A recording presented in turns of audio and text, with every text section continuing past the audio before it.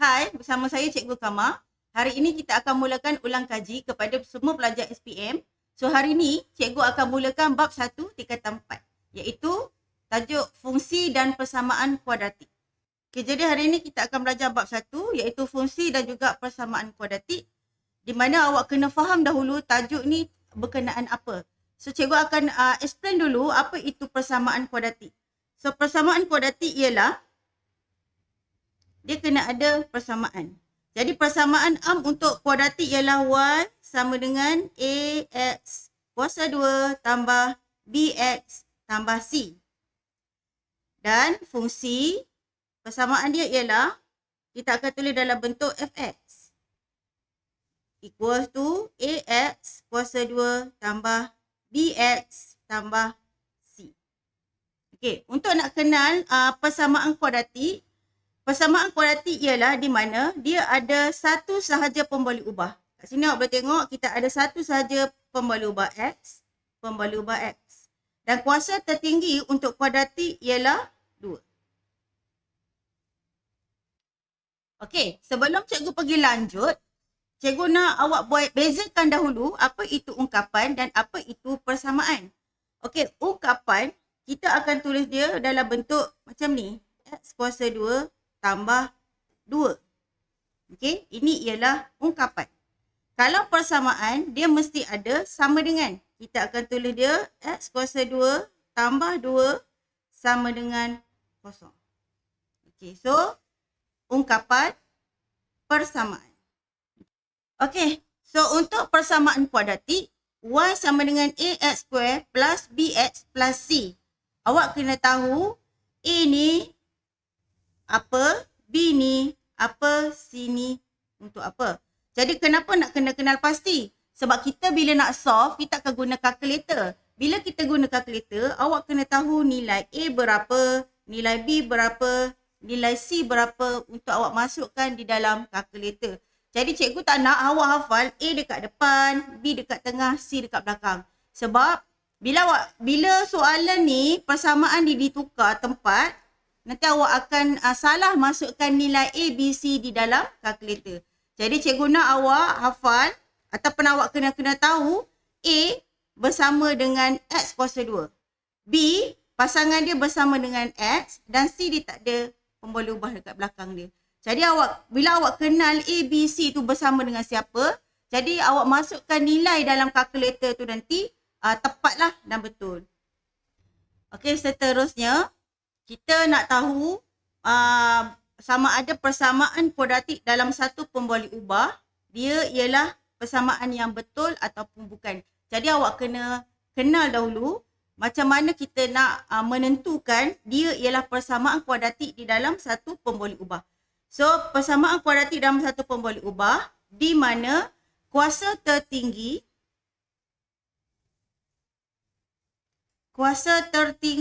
pemboleh ubah ialah 2. Okey, datang daripada perkataan kuat dekat sini. Jadi persamaan kuadratik ialah kuasa tertinggi pemboleh ubah ialah 2.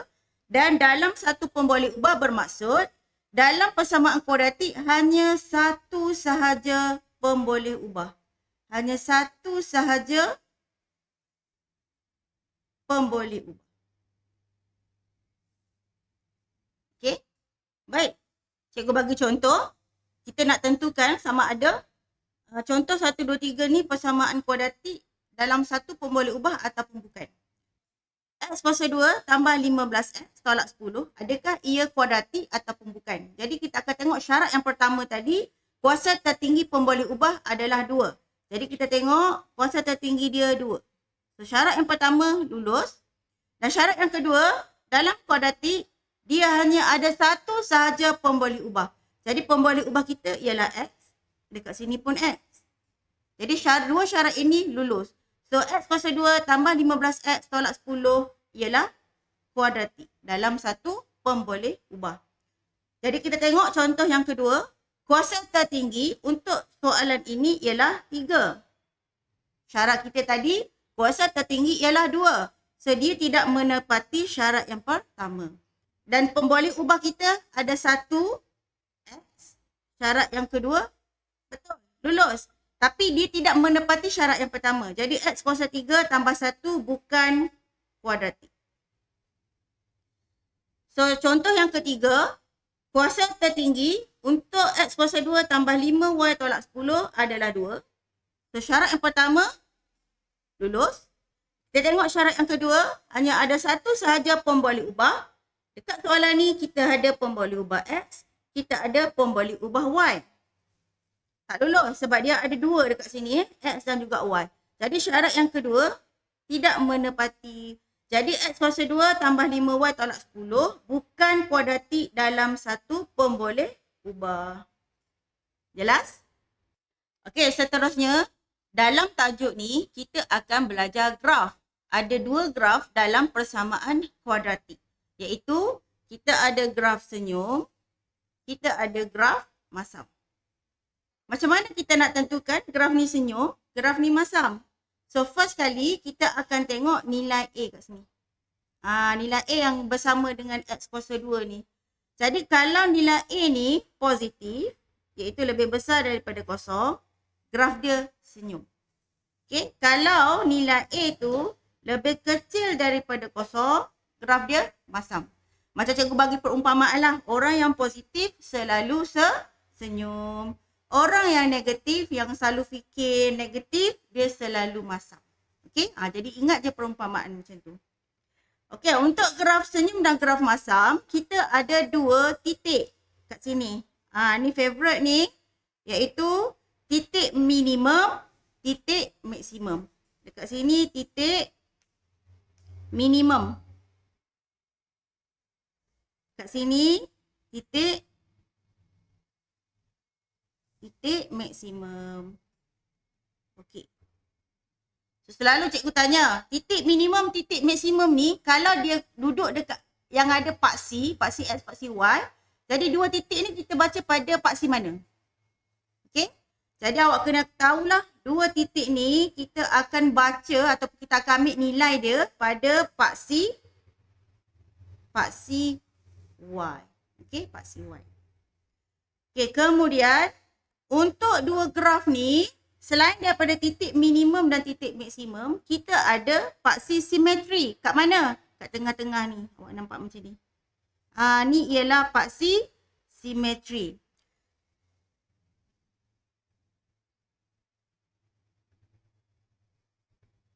So, paksi simetri ni kita baca pada paksi mana? Paksi X. Pada paksi X. Okey, jadi ini ialah 2 graf di dalam persamaan kuadratik yang awak kena kenal pasti dahulu. Sekejap lagi cikgu akan bagi macam mana kita nak buat bacaan atau kita nak kenal nilai-nilai ni di dalam graf. Okey, kat sini cikgu akan tunjukkan. So, di mana dekat sini tadi ialah titik minimum, dekat sini tadi ialah titik maksimum. So, bacaan untuk titik ni kalau datang dalam bentuk graf, awak boleh ambil nilai dia minimum pada paksi Y kat sini. Maksimum pun sama. So, kita akan baca pada paksi Y kat situ. Jadi, paksi simetri kat mana? Dekat sini.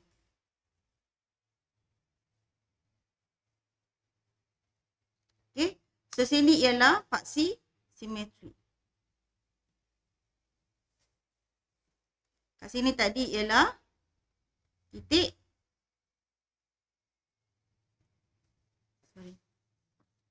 Kat sini tadi ialah titik maksimum. Sini tadi ialah titik minimum.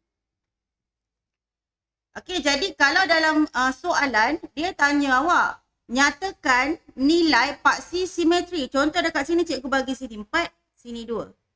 Okey, nyatakan nilai paksi simetri pada graf ini. Jadi awak hanya nyatakan jawapan dia 4. Okey, tapi kalau dia suruh awak nyatakan persamaan paksi simetri, ada perkataan persamaan, awak kena letak X kat depan ni. X sama dengan 4.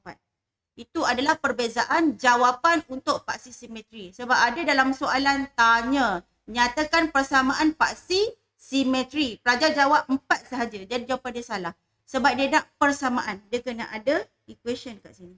So awak kena letak X lah sebab kita ambil jawapan pada paksi X.